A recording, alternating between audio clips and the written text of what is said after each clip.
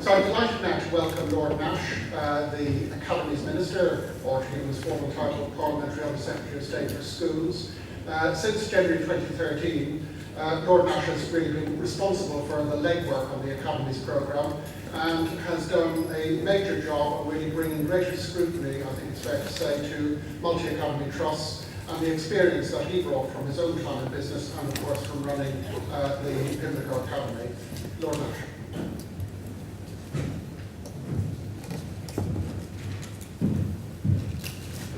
Connor, thank you. I'm delighted, sir. I have no slides, so not too much can go wrong.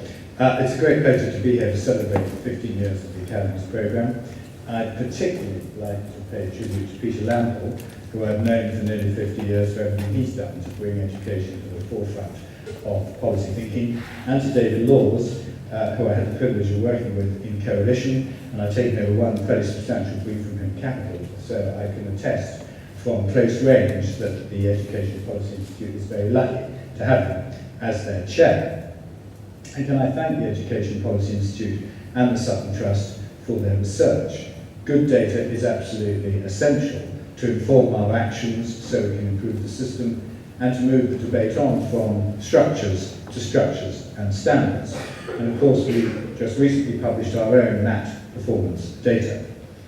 I'd also like to pay particular tribute to all the donors and to Adonis. Is he coming at some stage? He is unfortunately on work. Oh, I'm sorry to hear that, because he is one of my heroes. He is the pioneer of the Academy movement. He's the inventor, and it was thanks to his imagination and his courage that we're all here today. Without him, none of us would be here. I certainly wouldn't, because he appointed my wife and I back in 2007, nearly 10 years ago, as the sponsors for Pimlico Academy, which we took over in 2008. And when we took it over, it was failing on just about every count. The results were very poor. The morale amongst the staff and teachers was at rock bottom. The behaviour was really, really bad. Two of the very experienced heads of interview said they felt physically threatened just walking across the playground to the interview.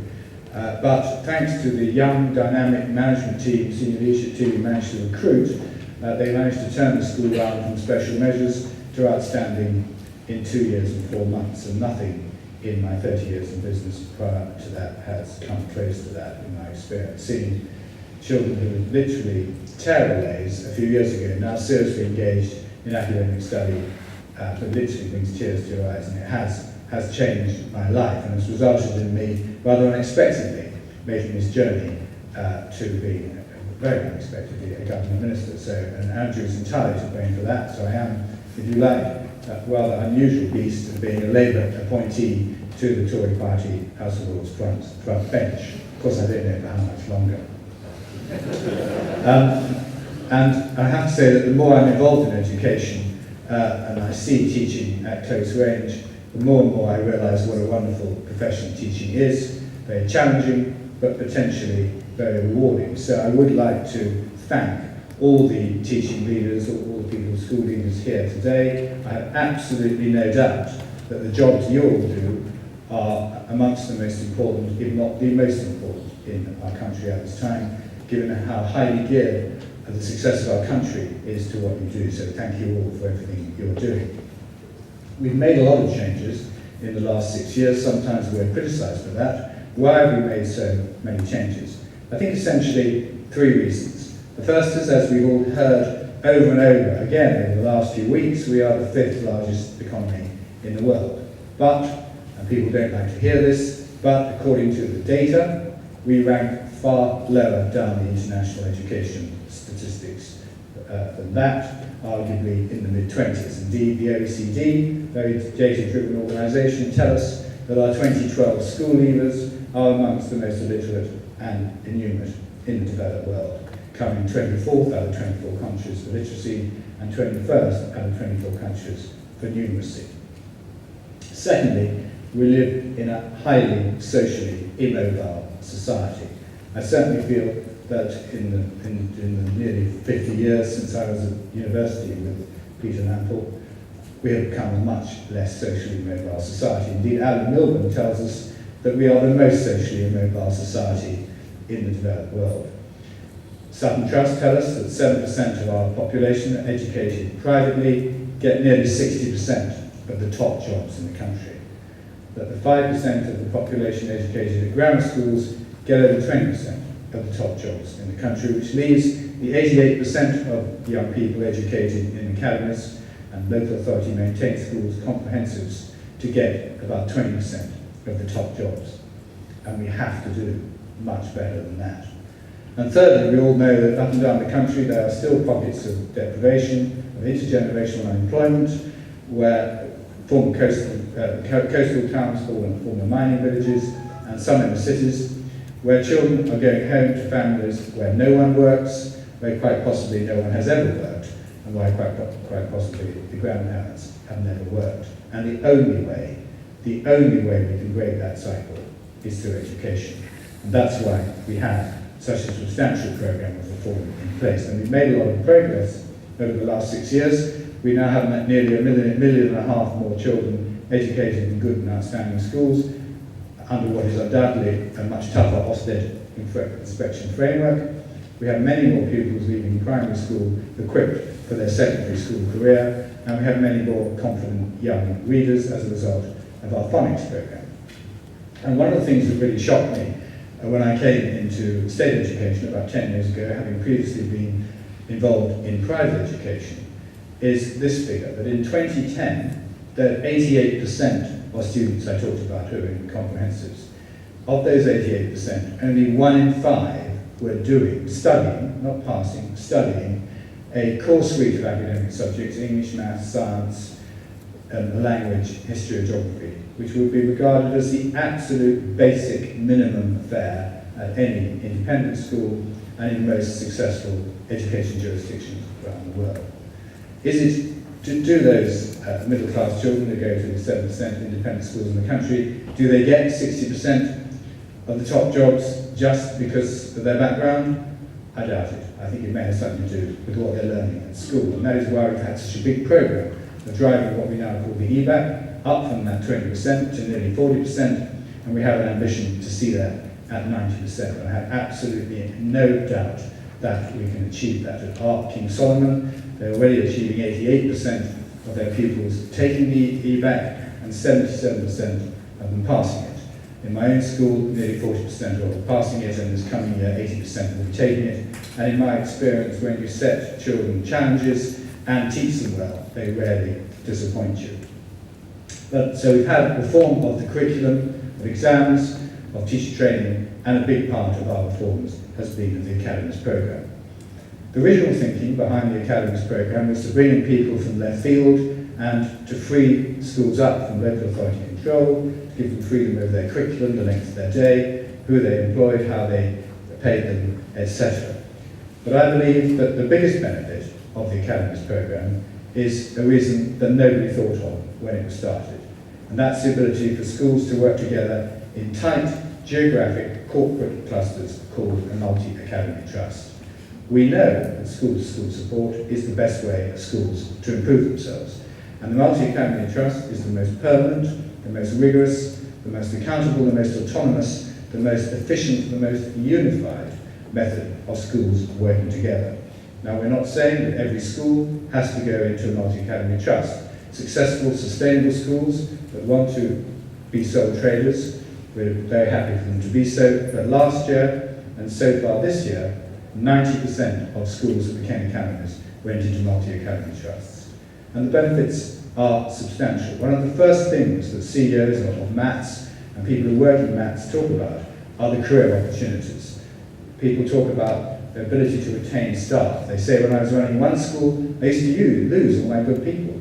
Now I can give them a really good career development and keep them. And indeed, the career development opportunities for young teachers, the career horizons, have changed dramatically over the last few years. Until quite recently, the career horizon for a young teacher coming in his early 20s was maybe in 20 years' time to become a head. And I just about remember what it's like to be in your early 20s, just about. And of course, 40 when you're that young is light years away. And even though teachers coming in that stage may not be thinking like that, now, of course, maths can have rising star programs, and they can explain to their young teachers that they could be ahead of the subject in their mid-20s, they could be ahead of the school, responsible for teaching and learning and relationship with parents, but not all the back office, HR, facilities, etc.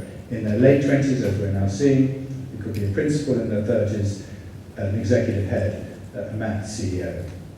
So, career development, CPD, enhanced CPD, leadership development, and of course the ability to employ far higher caliber finance people to drive economies of scale, purchasing and efficiencies to make more money available in the classroom.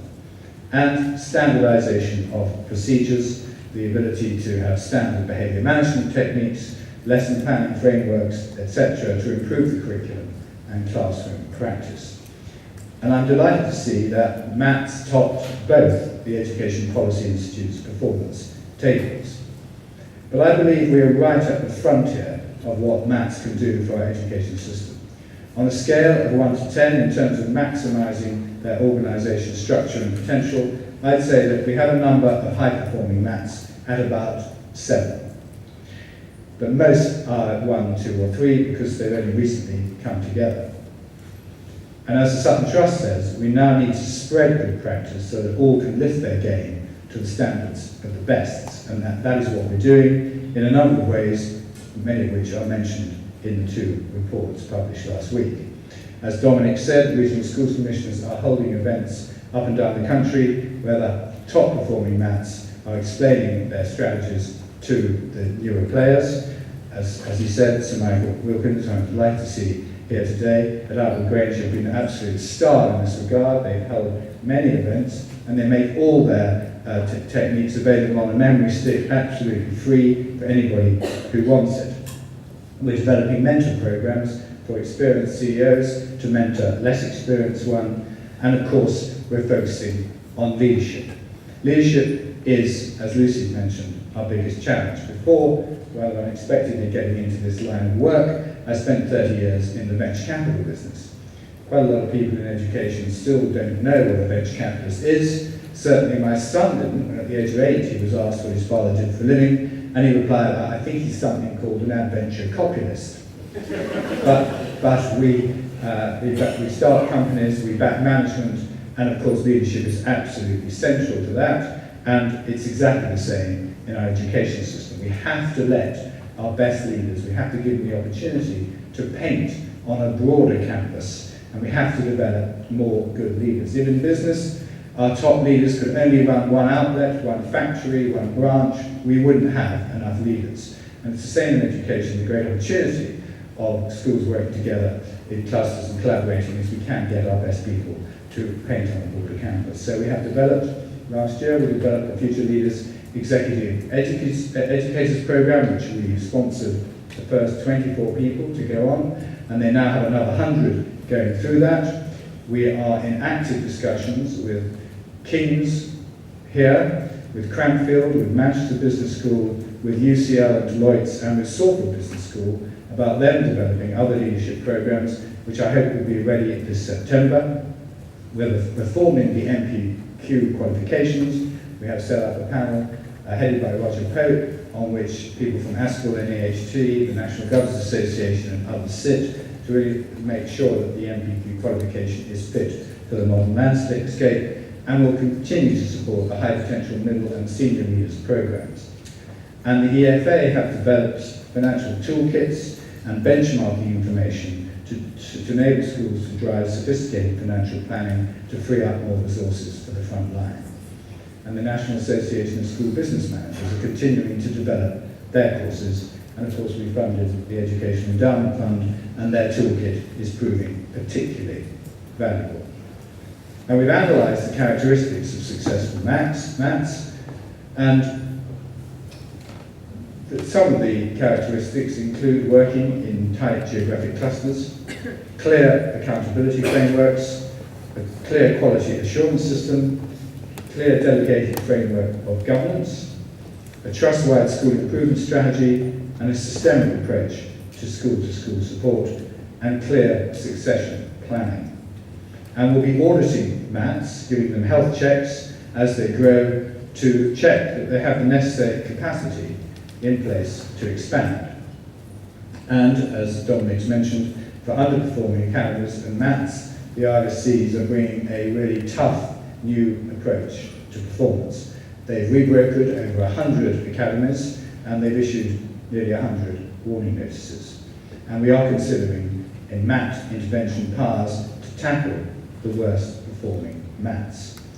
And of course governance is central to our MATs, and we introduced the Academy Ambassadors Programme to bring pro bono people from business and the professions to sit on the board as non-exec directors of MATs, and we've already made 230 appointments, which is quite a pro bono movement of people engaging with education. Shows how willing people are to engage with education.